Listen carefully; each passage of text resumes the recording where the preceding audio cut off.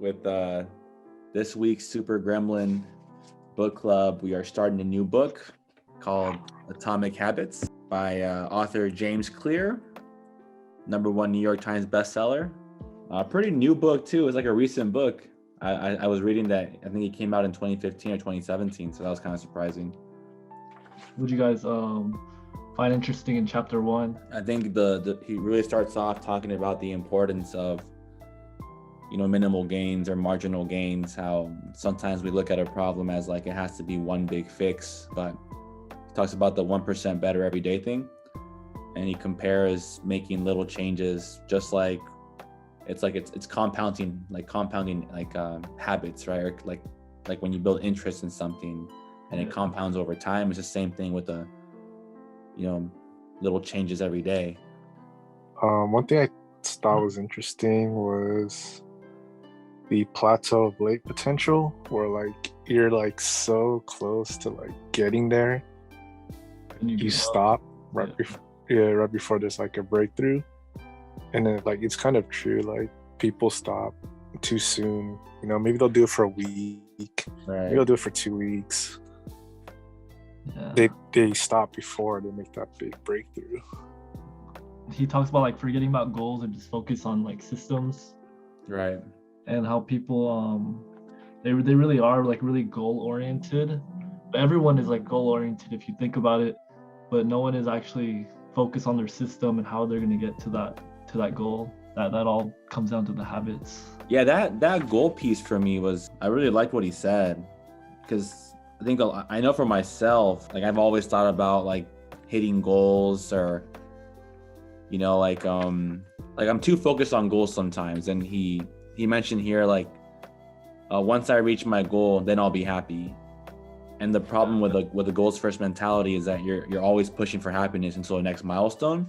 And he was talking about like being more happy in the process rather than being happy once you hit the goal, because the goal is always changing. Yeah, that's something that I know I do, because I'm always like, I keep delaying gratification until I finally achieve the next step. So that was a really nice part for me to kind of like self-reflect. Yeah, he said when you fall in love with the process rather than the product, you don't have to wait to get permission to be happy. I was like, that reminds me, I think Kobe said something like that one time. Kobe Bryant, I swear he mentioned something about like loving the process when it comes to training, the early workouts, the dedication, that he loved that process, that he loved the grind, and that's why he was successful. Not because he was waiting to achieve the goal, but he loved the process of doing it. what do you guys find interesting in chapter 2? Well, I like chapter 2. Oh yeah, Me the too. identity. Yeah. I like chapter 2. It's probably like my favorite chapters so far. Like if your habits are incongruent with like your identity, like you're not gonna build them. It's probably the chapter that resonates the most, I think with me. The party said, imagine two people trying to not smoke, that when they were offered to smoke, the first person said, no thanks, I'm trying to quit. Whereas the second person said, no thanks, I'm not a smoker. Yeah. So that for me was huge, and just changing your identity, how you view things, whether it's, I don't know, falling asleep on time or being late to things, like, and me telling myself I'm trying to not be late versus I'm someone who's always on time. That for me is a big thing to try to change. Like Anthony said, I think it's one of the most revealing chapters in the book so far. You wouldn't even need like any sort of motivation if it's already part of your identity. It's like who you are, Yeah, so like you wouldn't even need any push or anything. Yeah, like fried food, right? I was like, fuck, would an unhealthy person eat this like fried chicken, right? And I was like, nah, so like, fuck, I'm not gonna eat it. Yeah. 2 hours later. Nah, dude, I haven't eaten anything fried today. Sheesh. Or deep fried, yeah. There's levels to the frying. I've fallen victim to some of these same things where I haven't really thought about it from an identity perspective.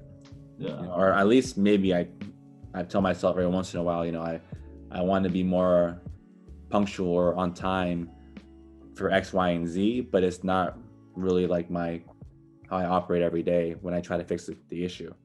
Yeah. What do you guys think is we all spoke about wanting to develop better sleep habits.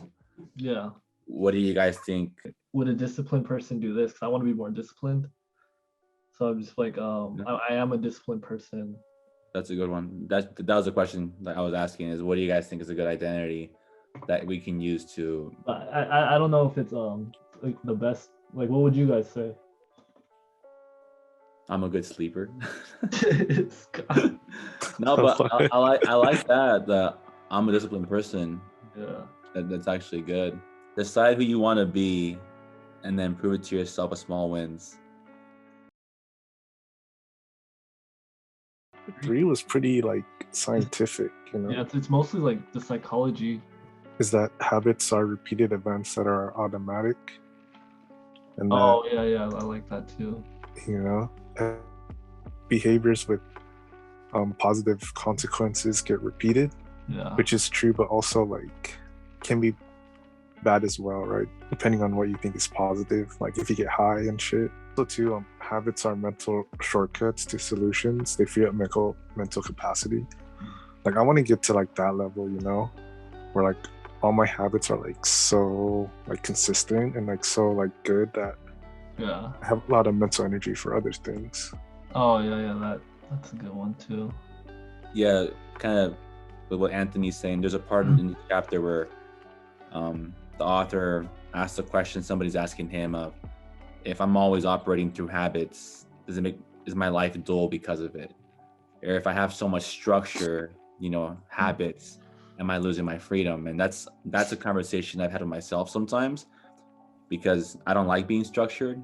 I don't like having like a framework for my day. Yeah. It makes me feel restricted. That's at least what I've told myself in the past. But because I don't have a framework, I don't really have the freedom, because I'm trying to juggle too many things at once. Yeah. Or that's why maybe I'm late to things, because I'm trying to fit things in here and there. Whereas if I had more of a structure and I had these good habits, I'd actually feel more freedom. So it's been the inverse of what my thinking has been. Yeah, like I think Mark Zuckerberg, like he only wears the same shirt every day. Mm-hmm. He doesn't pick any like outfits. Like he uses all his mental capacity on like his company. Yeah. So I wear that blue sweater a lot. Is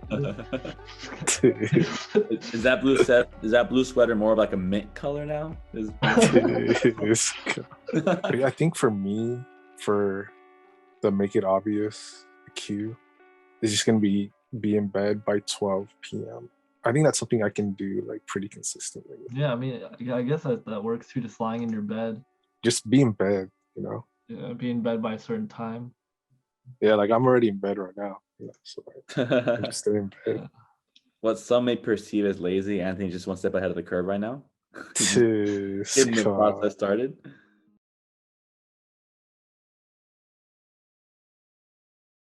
Yeah, I think one thing that stood out was that like in order to change our habits, before we can change our habits, we need to understand our current ones. If you want to change a habit, right, you need to know like what already like you're doing that's not what you want to do.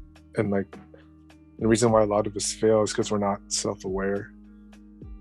So he mentioned that the point and call method is a way that it can help us identify what our habits currently are, and then we can make a list and, you know, put a plus or minus if we think it's a good habit or a bad habit.